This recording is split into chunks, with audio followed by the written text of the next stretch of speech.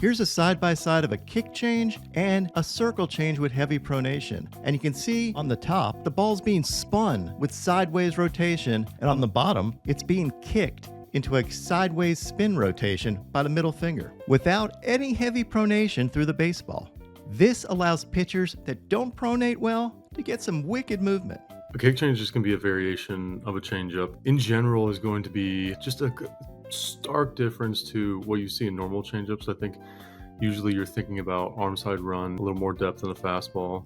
And a kick change is something that usually we're going to see with a little less arm side run, a lot more depth, and a little bit of a funky grip depending on who you're watching. The one that kind of swept around was like the Bird Song with the kind of heavy spike there on the middle finger. Where's the finger on the seam right there? So his was kind of right on the two seam ridge right through here.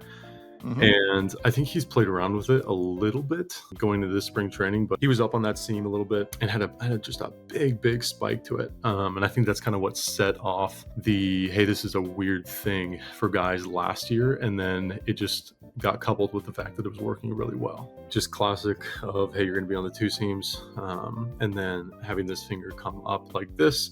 And this is something that would probably be just like a moderate kick change. And then you have the big one like Birdsong, where it's this big spike up through, and he was a little bit more up on the ball. The one that I really like implementing for some guys that are having trouble letting that ring finger really work, as you go through and have this seam ridge right here, a lot of guys will kind of rest on top of this because they're just used to being on the seam.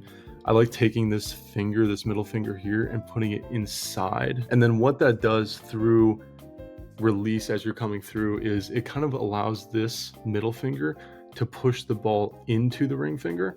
And then so you start getting this like feel of, hey, I have pressure on the inside of this seam.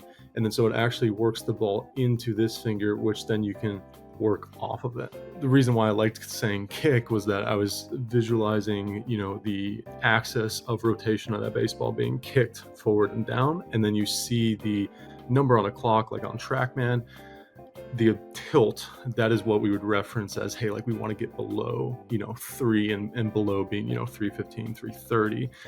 And it created a really unique angle for seam effects to be displayed. And I think a big reason of why you can see some of these that look like left-handed curveballs, like getting down to -8, -9.